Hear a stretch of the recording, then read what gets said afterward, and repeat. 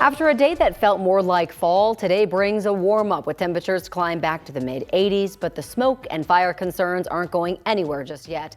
The air quality isn't going to improve much over the next few days as smoke from fires in Utah and the Pacific Northwest continue to linger. This is a look at the air quality map all over Colorado. As of this morning, it is listed as moderate. Fire danger remains elevated across the mountains and foothills with red flag warnings in effect for parts of western Colorado. Thanks for joining us. I'm Corey Rose. And I'm Drew Carney. We have Katie LaSalle in the backyard with us here as we start the 5 o'clock hour. We got a break from the heat, Katie, the last couple of days, but not from that air quality situation. No, and unfortunately today, more smoke and haze set to impact a lot of Colorado. I was standing out here on Monday morning without a jacket on. It was 80 degrees. This morning, we're in the 50s, 49 in fact, out at Denver International Airport. That is well below average, one of the coolest mornings we have seen in days. Yesterday we hit 50 degrees and that was the coolest morning we had seen in 45 days. Now this morning you can see in the mountains we're in the 40s for the most part. That front dragged in some of that smoke from out-of-state wildfires, and we will continue to see areas of patchy dense smoke impacting our forecast for this morning. You can see not a lot of cloud coverage, but it will be hazy. This afternoon daytime highs will be a lot warmer than yesterday. We're only in the 70s in Denver and east. Today, upper 80s. Red flag warnings have been issued though, so the mountains, even more of them. You can see bracing for high winds, low relative humidity. Please be extra cautious in the mountains today. We are going to be watching very strong winds impacting a lot of the state. And for most of Colorado and all of Colorado, as you can see, air quality alerts posted. I'll take you through our smoke forecast. Do we have any wet weather on tap? From upper 80s today, a stretch of 90s ahead. Chris, how are things looking on the roads though right now?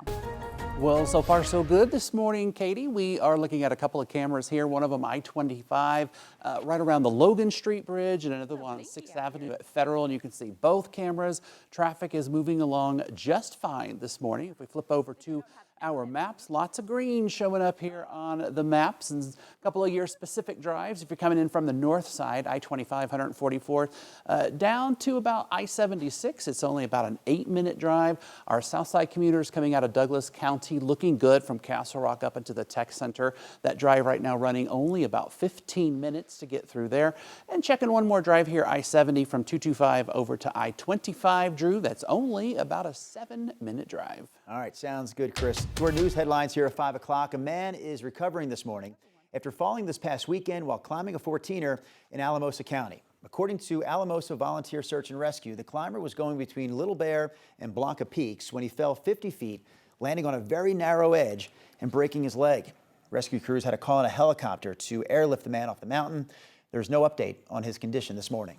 Meanwhile, a hiker is recovering after suffering a medical emergency on the East Snowmass Creek Trail in Pickens County. Rescuers got to the call on Tuesday afternoon after the hiker reported having trouble walking more than 2 miles from the trailhead. Mountain Aspen crew rescues hiked in, reached the person, helped them down the trail. The hiker was taken to Aspen Valley Health for treatment. We haven't been given an update on how that person is doing this morning. We're also still working to figure out what happened in the air that led to 5 passengers needing medical help on Monday. New air traffic control audio lets us hear the moment that a Delta pilot asked about the conditions at the airport before deciding to divert. What types of aircraft went around? Did you say it was for wind shear or microburst? It is wind shear, but yeah, we're not landing any airplanes, and there's about 30 airplanes within 30 miles going straight into the airport.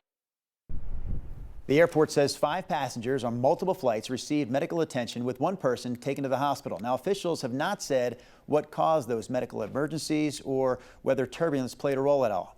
9 News aviation expert Greg Feith says bumpy conditions are common on flights into Denver, especially here during the summer months. He says passengers can protect themselves against turbulence by keeping their seatbelts fastened and making sure that you wear them properly. You don't want that lap belt up around your stomach. You actually want it across the lower part of your pelvis, across the top of your thighs. If you're tight in the seat, now you're moving as one. The seat is able to absorb a lot of those, sharp impacts. Feith also says a laptop can turn into a flying object very quickly, so he suggests you put things away if you have any sort of turbulence warning. If you're holding a child, make sure you hold them close to you or in a carrier close to your body. He says never hold them under your own seatbelt. We're just one day away from the beginning of the school year for some districts. More kids and buses will be out and drivers need to pay attention. 9 News reporter Courtney Yoon has a new data on the main factors that cause school bus crashes. She joins us live now from Jefferson County. Courtney, it's usually not the bus driver's fault. Yes, that's right. Good morning, Corey and Drew. So Colorado State Patrol, they investigated 267 school bus crashes over the last 5 years, and they found the majority of the time those causes of those crashes was because of other drivers, not the school bus drivers. So this morning, we're finding out the top 3 causes and counties for school bus crashes. So troopers say the main reason for school bus crashes is inattentive or distracted driving. That could be things like cell phone use, eating and drinking. The next biggest cause is lane violations, so swerving between lanes or driving on the shoulder. Last is failure to yield the right of way. That's when a driver turns into another vehicle's path of travel at an intersection or cross street. So the counties with the most school bus crashes over the last 5 years are Jefferson, Larimer, and El Paso counties. Colorado State Patrol says if you're driving near school buses, you must stop at least 20 feet before reaching that bus that is stopped with its red lights flashing. You have to stay there not moving until the red flashing lights turn off. So always be alert for students coming on and off the bus. And troopers say it's also important to teach your kids about traveling safely to school. Remind them to be paying attention when they're getting on or getting off of the bus, crossing the street, or walking while using their cell phones or they have their headphones on. They say this is especially important if they're traveling with friends when the distractions are much greater. Live in Edgewater, Courtney Yoon, 9 News. All right, thank you, Courtney. Denver's largest homeless shelter is hitting every performance goal set by the city, but fewer people are actually leaving with a permanent place to live. New numbers show that the number of guests leaving the Aspen shelter for stable housing dropped from 58% last year to just 34% this year. City leaders say fewer federal housing vouchers have made it harder to move people into permanent housing. The nonprofit Urban Alchemy, that is, adds that the shelter simply isn't the right fit for everyone.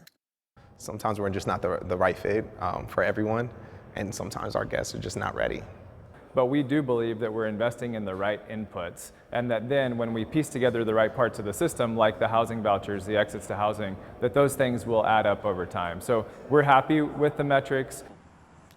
The city says it still looks at other parts of shelter operations, but the metrics we just heard about a moment ago really determine whether organizations like Urban Alchemy receive extra performance payments on top of their regular contracts. A federal judge has dismissed the Trump administration's lawsuit seeking access to Colorado's sensitive voter data, ruling the government failed to justify its request. Last year, the Department of Justice asked Colorado Secretary of State to turn over unredacted voter data, including names, addresses, driver's license numbers, and partial Social Security numbers. Federal officials said they needed the information to protect election integrity, but Secretary of State Jenna Griswold refused to hand it over. Griswold argued that releasing the data would violate state law and said she worried the Trump administration could use it for immigration enforcement. A former Parker police sergeant has pleaded guilty to charges stemming from allegations that he sexually assaulted someone while he was on duty. Troy Brienzo entered guilty pleas to unlawful sexual conduct by a police officer and official misconduct charges. An indictment claims he assaulted a member of the department's Explorer program.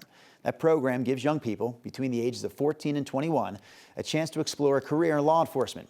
He's accused of asking a young woman for sexual favors during a ride-along and groping her while she was restrained during a training pat-down exercise. That's among other things. The indictment also claims that he previously had a sexual relationship with another member of the Explorer program. Parker police say they placed him on administrative leave back in January after learning about these allegations, and he resigned while the criminal investigation was going on. His sentencing is set for October. Colorado saw a surge of people rushing to get background checks done before a new gun law took effect earlier this month. The Colorado Bureau of Investigation says nearly 60,000 people applied for background checks in July. That is almost triple the number from a year ago. CBI says buyers rushed to make their purchases before August 1st, when the state began requiring safety training for people buying certain semi-automatic firearms. Democratic State Senator Tom Sullivan is the bill's sponsor. What this is a sign of is the acolytes of the gun industry have drank the Kool-Aid, and they are going out and buying more and more. The Montezuma County Sheriff's Office in southwestern Colorado says it will not participate. They say the law doesn't provide funding or staffing for the Sheriff's Office to manage issuance of the training certificates.